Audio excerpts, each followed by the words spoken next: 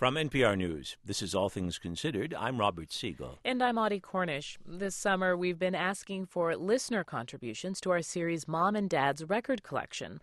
Stories about one song introduced by a parent, a song that stayed with you for better or for worse. Today, we hear from a listener, Christina Pappas. She's from Lexington, Kentucky, and she joins me now. Welcome to the program. Hi, how are you doing today, Robert? Fine, and we'd like you to start by telling us about the song that you wrote to us about. If there's one song that will always remind me of my father, I think it is Werewolves of London by Warren Zevon.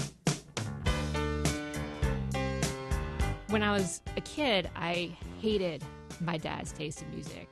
I still hate my dad's taste in music. But all of my hatred seemed to become focused on that one particular song. I saw a werewolf with a Chinese menu in his hand, walking through the streets of Soho in the rain.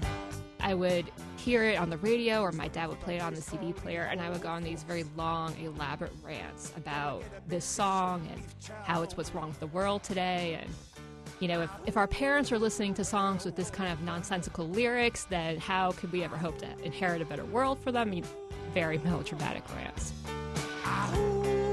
Werewolves of London.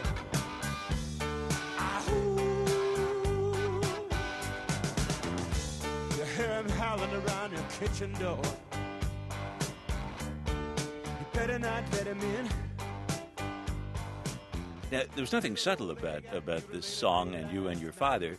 This became I guess, a running joke between the two of you. Yes, it has now been going on for over 20 years. So every time I would get in the car or I'd come to the house, he would start playing the song, and, you know, I'd go on one of my rants and we'd have a good laugh. But then my dad got a cell phone, and that is when this entire thing grew to exponential proportions. My dad's a truck driver now, and whenever he's on the road and hears this song, he will call me, no matter what time of day, usually not too far into the night, and he will blast the song into the phone, and I will begin one of my rants, and then we'll have a good laugh together, and then we'll just chat and catch up. So it's also a good way to make sure that we talk to each other, you know, at least once or twice a week. He will put life and limb at risk at the wheel of the truck to make sure that you hear Werewolves of London on his cell phone. Yes, that is what my father will do. That is the commitment and dedication he has to the wolfing. That is what this is now known as in the family, wolfing. I saw Lon Chaney Jr. walking with the Queen, doing the Werewolves of London. I saw a werewolf drinking a pina colada at Trader Vic's. His hair was perfect.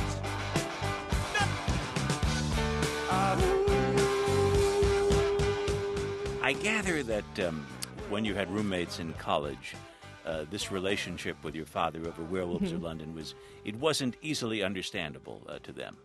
It was not. When I left for college, this still continued. And when he would call and the answering machine would pick up, he would just blast a song to the phone and then hang up, and I would hear it and know he had called and, you know, chuckle to myself and make a note to call my father later that day.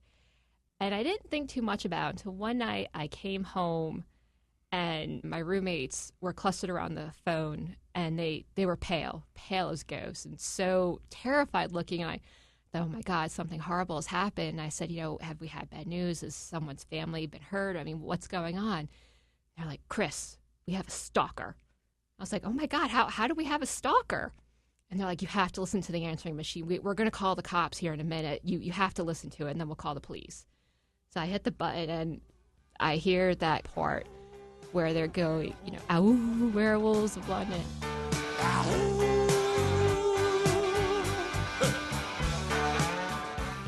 They thought that this was someone, you know, messing with them, and they were so terrified. So I had to say, no, this is not a stalker.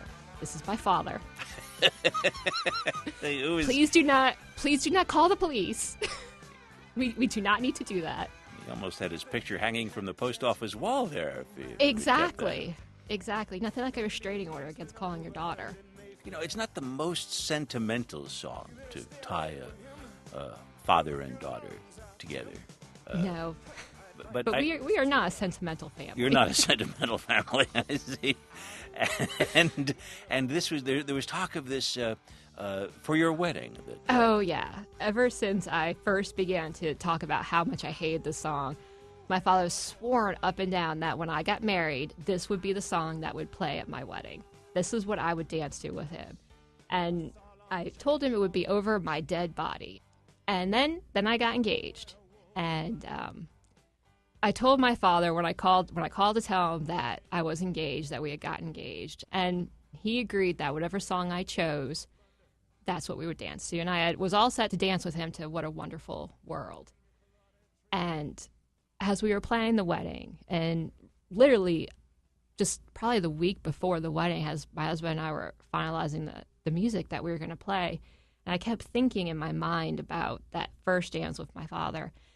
And I couldn't see us dancing to What a Wonderful World. And the only song I could ever see myself dancing with my father was Werewolves of London. Werewolves of London. So on my wedding day, as my dad and I are standing in the center of the dance floor, kind of waiting for the song to cue up, once that opening kind of bass line to the song started playing, my dad froze. And he looked at me, and I just smiled and said, "This is the only song we could ever dance to."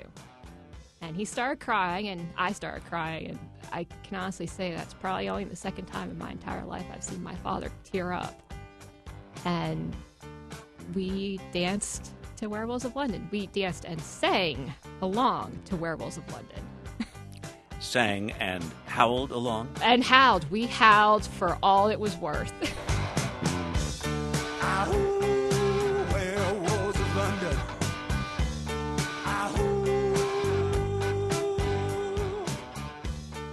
Well, Christina Pappas, thank you very much for sharing your story with us about Werewolves of London. Thank you, Robert. He's the hairy-handed gent who ran amok in Kent. Christina Pappas is a listener from Lexington, Kentucky. She sent us her story for our series, Mom and Dad's Record Collection. The series will continue throughout the summer. I'd like to meet his tailor.